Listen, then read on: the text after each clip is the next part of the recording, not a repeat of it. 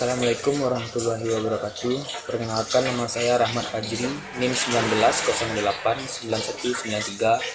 Saya akan mempresentasikan 5 materi. Yang pertama yaitu neurologia. Neurologia atau sistem saraf merupakan suatu sistem yang rumit dan sangat teratur. Sistem saraf dapat dibagi menjadi bagian-bagian sebagai berikut. Yang pertama, susunan saraf pusat. Susunan saraf pusat terbagi menjadi dua bagian, yaitu yang pertama, hemisferium cerebri. Hemisfer cerebri merupakan saraf terbesar yang terdiri dari 3 lapis pengukus yang akan berlanjut hingga medula spinalis, yaitu yang pertama dura mater, yang kedua arachnoida, yang ketiga pia mater.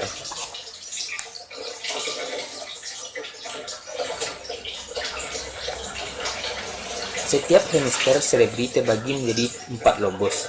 Yang pertama, lobus frontalis, yang kedua, lobus parietalis, yang ketiga, lobus occipitalis, yang keempat, lobus temporalis. Yang kedua yaitu medula spinalis. Fungsi medula spinalis adalah sebagai berikut. Yang pertama, pesan diantarkan ke otak.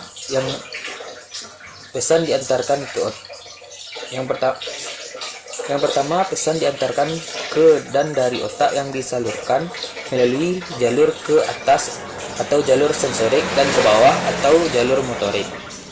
Yang kedua, traktus spinotalamik atau sensorik mengantar sensasi nyeri, temperatur, atau sentuhan kasar. Yang ketiga yaitu jalur posterior yang disebut fasciculus gracilis dan fasciculus cuneatus yang membawa sensasi sentuhan halus, posisi, dan getaran. Yang keempat yaitu bagian lateral dan anterior dari traktus corticospinalis atau piramidal, merupakan jalur descending yang terdiri dari serabut yang berasal dari korteks motorik pada otak dan disalurkan ke batang otak dan turun ke spinal cord.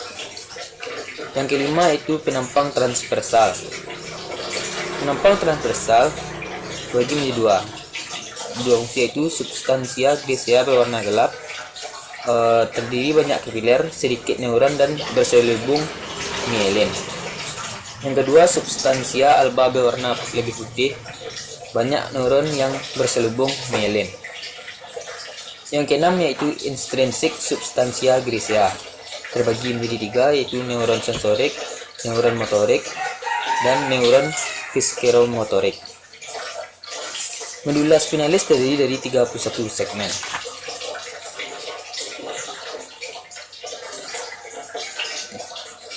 Yang kedua yaitu susunan saraf tepi. Saraf tepi terbagi menjadi 3 bagian. Yang pertama, nervi spinalis. Masing-masing nervi spinalis memiliki yang pertama radix dorsalis yang mempunyai serabut aferen terdiri atas serabut sensorik. Yang kedua yaitu radix ventralis, serabut aferen terdiri atas serabut motorik, somatik, dan visceral. Yang kedua yaitu nervi cranialis. Semua nervi cranialis mempunyai hubungan yang erat dengan batang otak.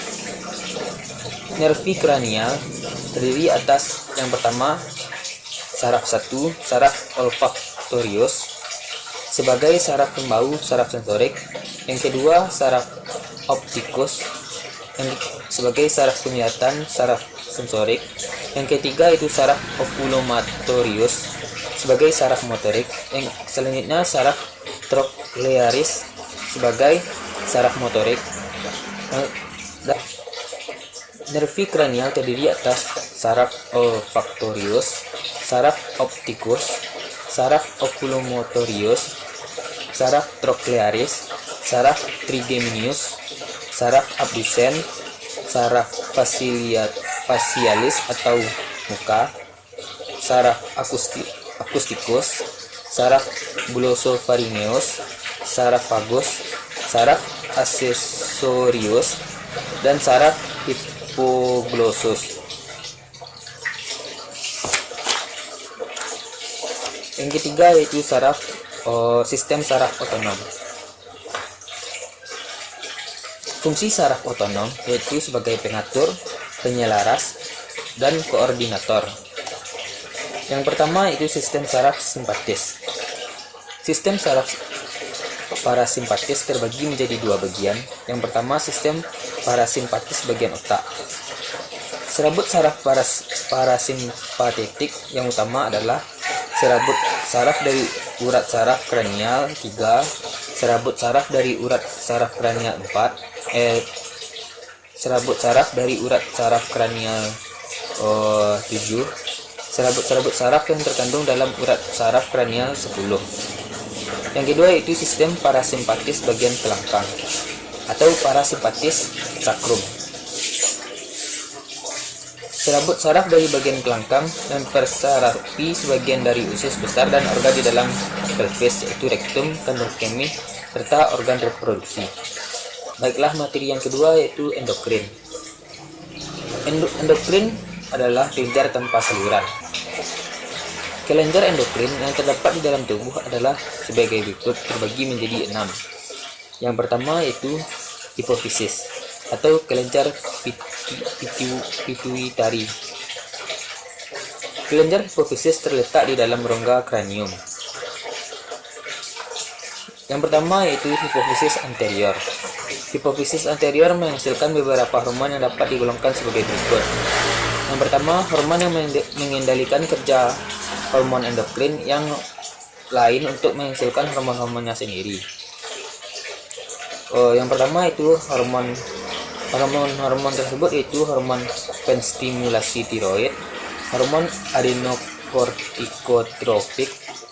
Yang ketiga, hormon gonadotropik atau hormon kelamin. Pada perempuan, hormon penstimulasi folikel menstimulasi sel-sel folikel untuk menghasilkan estrogen. Pada laki-laki, hormon penstimulasi folikel menstimulasi testis untuk menghasilkan sperma. Yang B yaitu hormon prolaktin, yaitu hormon yang mengendalikan produksi susu dan kelenjar susu. Yang C, hormon somatotrofin atau hormon pertumbuhan, memengaruhi pertumbuhan secara keseluruhan untuk menentukan besar seorang itu normal, kerdil, atau gigantisme. Yang kedua yaitu hipofisis posterior. Hipofisis posterior terdiri atas dua jenis hormon yaitu hormon antidiuretik dan oksitosin atau pitocin.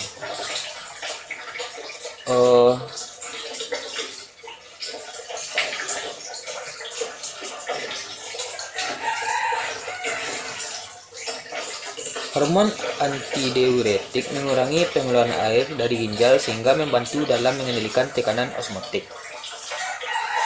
Oksitosin atau pitocin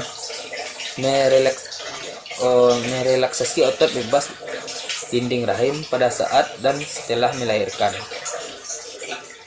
Yang B yaitu tiroid. Kelenjar tiroid terdiri atas dua lobus yang terletak. Kelenjar tiroid terdiri atas dua lobus yang terletak di bagian leher di bawah laring. Hormon yang dihasilkan oleh kelenjar tiroid disebut tiroksin.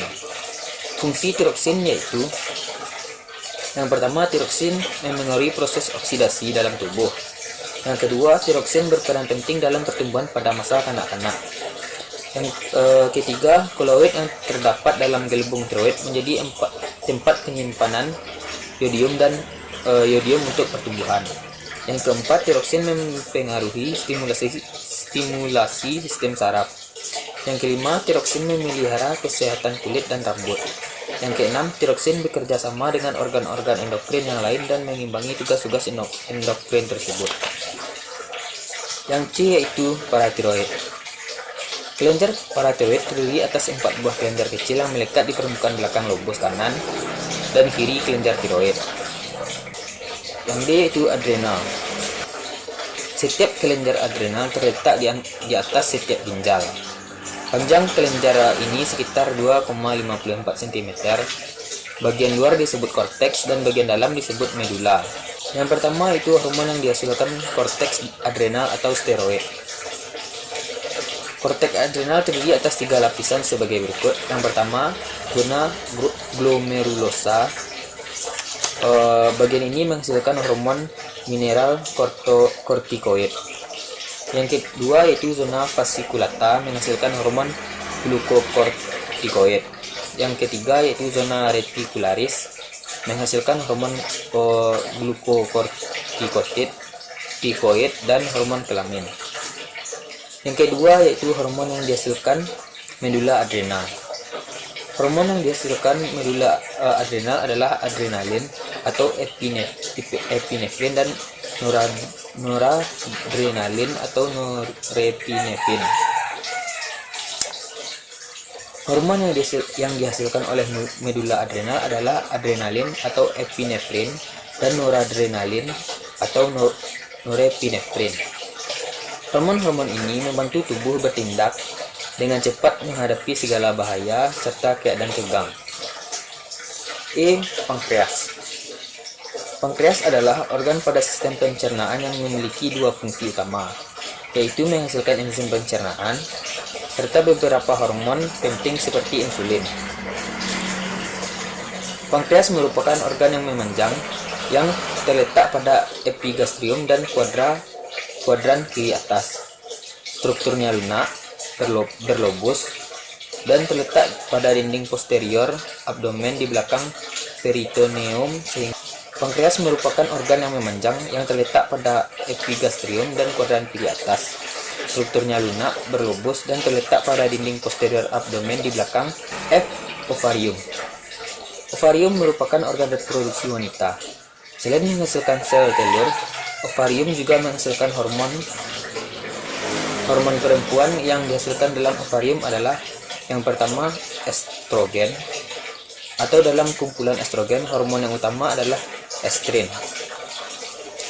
Estrin membentuk sifat kelamin sekunder pada perempuan, yaitu yang pertama pembesar organ mamari atau organ susu. Yang kedua pertumbuhan rambut, ketiak, dan pelvis. Yang ketiga sifat pemilikan tubuh mengambil bentuk perempuan. Yang keempat siklus menstruasi. Yang kedua itu progesteron atau progesterin. Progesteron merupakan hormon yang bertanggung jawab pada masa kehamilan. Testis. Hormon androgen yang dihasilkan dalam testis adalah testosteron. Testosteron bertanggung jawab untuk perkembangan sifat kelamin sekunder bagi laki-laki. Sifat ini termasuk yang pertama perubahan pada laring, suara menjadi pecah dan lebih dalam. Yang kedua pertumbuhan rambut di bagian muka, janggut dan kumis, dan rambut, ketiak serta pelvis. Yang ketiga sifat pembentuk tubuh mengambil bentuk susunan laki-laki. Yang keempat, organ-organ kelamin laki-laki membesar. Baiklah, yang ketiga itu sistem genitalia. Sistem genitalia terbagi menjadi 2, yaitu yang pertama organa genitalia maskulina. Yang pertama itu genitales maskulina interna. Terbagi yang pertama testis. Yang A, testis berbentuk bulat, telur, dan jumlahnya sepasang. Terdapat pada skrotum atau zakar. Testis merupakan tempat pembentukan sel kelamin jantan atau spermatozoa dan hormon kelamin atau testosteron. B. Epididymis. Berbentuk huruf C di sebelah superolateral testis, terdiri dari 3 bagian, kaput, corpus, dan cauda. Yang C itu ductus deferens dan funiculus spermaticus. Ductus deferens merupakan lanjutan dari cauda epididymis yang berjalan ke arah superior dari epididymis. D. Vesicula seminalis. Vesicula seminalis merupakan kelenjar berongga-rongga, berjumlah sepasang dan terletak di atas dan di bawah kantong kemih. Cairan ini berfungsi untuk memberi makan sperma. Batas-batas vesicula seminalis yaitu anterior vesica urinaria, inferior prostat, medial ductus deferens. Prostata. Prostata terdiri dari 3 lobus. Yang pertama lobus dexter, yang kedua lobus sinister. Prostata. Prostata terdiri dari 3 lobus, lobus dexter dan lobus sinister, dan terdapat lobus medius yang sering membesar. Glandula pulboreteralis. Kelenjar ini kecil, berjumlah sepasang, dan terletak di dorsolateral uretra pars membrans. Yang kedua yaitu genitalis masculi externa. Penis. Penis terdiri dari 2 bagian yaitu pars affixa, yang kedua pars libera. Uretra. Uretra disebut juga pipa fibromuskulair yang menghantarkan urin dari vesika urinaria, sperma, dan ductus ejaculatorius ke dunia luar. Terdiri dari 3 bagian yaitu pars prostatica, pars membrancea, dan yang terakhir pars spongiosea. Scrotum. Terdapat dorsal penis dan caudal symphysis, cavum scroti berisi. Yang pertama testis, yang kedua epididymis, yang ketiga bagian caudal funiculus spermaticus. Organa genitalia feminia. Yang pertama genitalia feminia interna. Terbagi yang pertama itu ovarium. Ovarium berjumlah sepasang dan terletak di rongga perut, yaitu di daerah pinggang kiri dan kanan. Dilapisi mesovarium sebagai jaringan ikat dan pembuluh darah dan saraf. Yang B yaitu tuba uterin atau salping atau tuba fallopi. Berjumlah sepasang tuba kiri kanan, panjang 8-14 cm, berfungsi sebagai jalan transportasi ovum dari ovarium sampai cavum uteri. Terdiri dari pars uterinia, pars ischica, pars ampullaris, serta pars infundibulum dengan fimbria. Uterus. Suatu organ muskular berbentuk seperti buah pir, dilapisi peritoneum atau serosa. Pada manusia, rahim hanya satu ruang dan berotot serta tebal. Pada wanita yang belum pernah melahirkan, ukuran rahim biasanya panjang 7 cm dan lebarnya 4-5 cm. Uterus terbagi menjadi 2. Yang pertama, corpus uteri, yang kedua, cervix uteri. Vagina. Vagina merupakan organ musculomembranosa berbentuk tabung, mulai dari tepi cervix uteri di bagian kranial dorsal sampai ke vulva di bagian caudal ventral. Yang kedua, genitalia femina externa. Vulva. Vulva merupakan organ yang tampak dari luar, atau mulai dari mons pubis sampai tepi perineum. Mons pubis atau mons veneris. Mons pubis atau mons veneris merupakan pertemuan antara kedua bibir vagina dengan bagian atas yang tampak membukit. Terdiri dari kumpulan lemak setelah pubertas berambut. Labia mayora. Lapisan lemak berlanjutan mons pubis ke arah bawah dan belakang, banyak mengandung plexus vena. Labia minora. Lipatan jaringan tipis di balik labia mayora, tidak mempunyai folika rambut, banyak terdapat pembuluh darah, otot polos, dan ujung serabut saraf. Klitoris. Terdiri dari kaput atau glans clitoridis yang terletak di bagian superior vulva, dan corpus clitoridis yang tertanam di dalam dinding anterior vagina.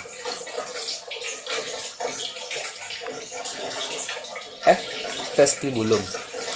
Daerah dengan batas atas klitoris, batas bawah furset, batas lateral labia minora. Terdapat 6 lubang atau orificium, yaitu orificium uretra externum, introitus vagina, ductus glandula Bartholini kanan kiri, dan ductus skene kanan kiri. G. Introitus atau orificium vagina terletak di bagian bawah vestibulum. Pada gadis Virgo tertutup lapisan tipis bermukosa, yaitu selaput darah atau hymen, utuh tanpa robekan. Hymen normal terdapat lubang kecil untuk aliran darah menstruasi. Dapat berbentuk bulan sabit, bulat, oval, ribiformis, septum atau fimbria. Materi yang keempat yaitu hematologi. Hematologi merupakan salah satu studi kesehatan yang khusus mempelajari mengenai darah beserta gangguannya. Beberapa penyakit yang diatasi oleh bidang kedokteran hematologi termasuk anemia, gangguan pembekuan darah, penyakit infeksi, hemofilis, dan leukemia. Dalam dunia kesehatan, tes hematologi merupakan sebuah pemeriksaan darah lengkap yang meliputi sel darah putih, sel darah merah, dan platelet. Selain sebagai pemeriksaan kesehatan rutin, tes hematologi juga akan dilakukan dokter untuk mendiagnosa masalah tertentu, contohnya infeksi atau perdarahan. Didapat dari CNN Indonesia, penelitian dari Fakultas Kedokteran Icahn New York menyatakan tes darah dapat memberi tahu seberapa luas penyebaran COVID-19. Penelitian menyebut tes darah dapat melihat apakah seorang pernah terinfeksi virus corona atau COVID-19. Tes darah atau tes serologikal untuk COVID-19 ini sama dengan tes yang dilakukan untuk mendeteksi seorang terinfeksi HIV.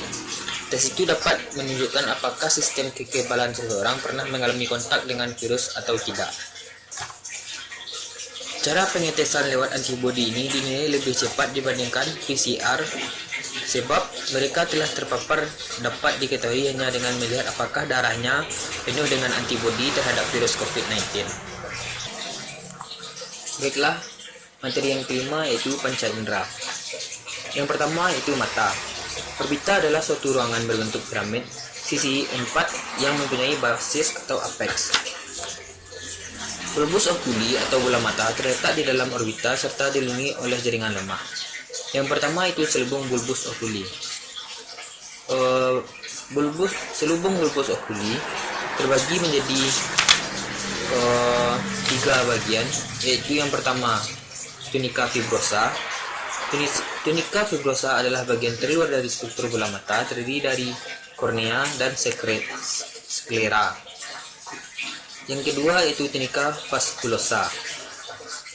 Bagian tengah dari struktur bola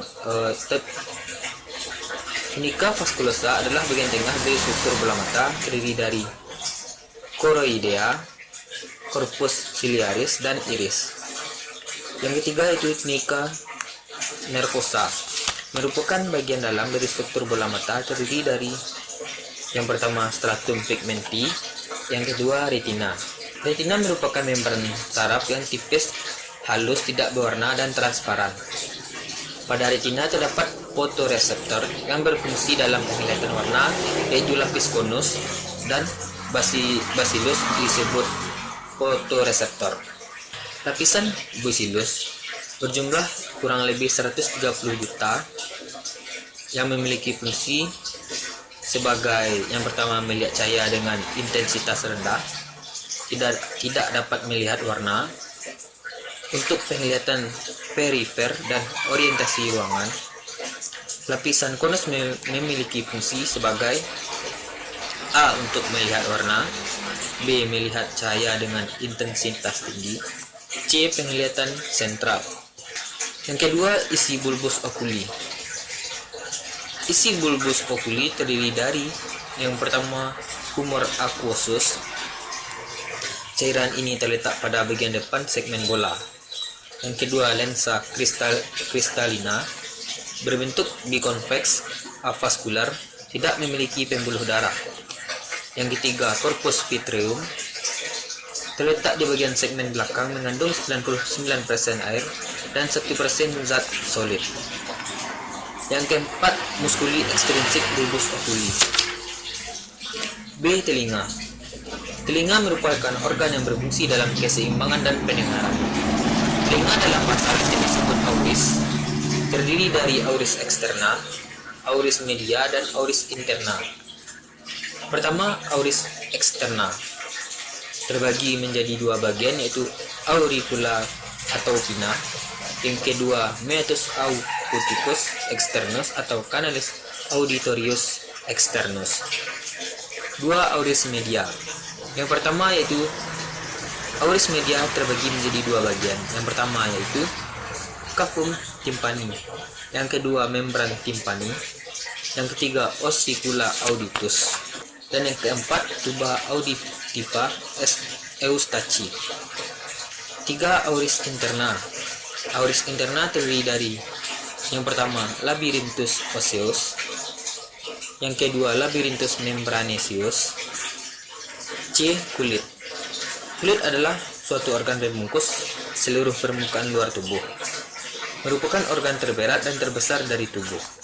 Fungsi kulit adalah untuk menutupi dan melindungi permukaan tubuh dan bersambung dengan selaput lendir yang melapisi rongga yang berfungsi sebagai pertama pelindung, kedua peraba atau alat komunikasi, yang ketiga tempat penyimpanan dan produksi vitamin D untuk pertumbuhan tulang, yang keempat alat absorpsi, yang kelima untuk ekskresi. Yang pertama, lapisan kulit. Lapisan kulit terdiri dari tiga bagian. Yang pertama, epidermis atau cuticula. Epidermis terdiri atas 5 lapisan. Yang pertama, stratum germinativum. Yang kedua, stratum siponosum atau stratum acanthosum. Yang ketiga, stratum granulosum. Yang keempat, stratum lacidum. Yang kelima, stratum corneum atau lapisan tanduk. Fungsi epidermis antara lain sebagai proteksi barrier, organisasi sel, sintesis vitamin D dan sitokin, pembelahan dan mobilisasi sel, pigmentasi atau melanosit, dan pengenalan alergen. B. Dermis. Dermis merupakan lapisan kedua dari kulit dan paling penting dari Dermis merupakan lapisan kedua dari kulit dan bagian paling penting di kulit yang dianggap sebagai true skin. Dermis terbagi dari dua lapisan. Lapisan pertama bagian atas atau pars papiler atau stratum papilar. Yang kedua bagian bawah, pars reticular atau stratum reticularis. C. Subcutis atau hipodermis. Subcutis terdiri dari kumpulan-kumpulan sel lemak dan antaranya terdapat serbuk-serbuk jaringan ikat dermis. Dua, pelengkap kulit atau derivatif kulit. Yang pertama yaitu rambut. Rambut berada di seluruh bagian tubuh. Bentuk rambut terdiri dari 4, yaitu rambut panjang berada di kepala, pubis, dan jenggot. Yang kedua, rambut pendek berada di lubang hidung, liang telinga, dan alis. Yang ketiga, rambut bulu lanugo berada di seluruh tubuh. Yang keempat, rambut seksual di pubis dan aksila. B. Kuku. Kuku adalah sel epidermis kulit yang mengalami keratinasi yang telah berubah dan tertanam dalam palung kuku menutupi garis lekukan pada kulit. Kulit dipersarafi oleh sensorik dan simpatis.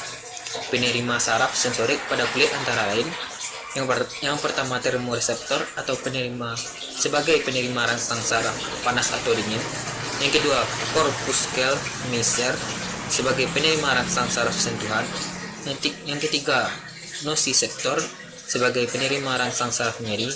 Yang keempat, corpuscle panisian sebagai penerima rangsang saraf tekanan. Baiklah, hanya itu yang dapat saya sampaikan. Lebih kurang mohon maaf. Atas perhatiannya saya ucapkan terima kasih. Assalamualaikum warahmatullahi wabarakatuh.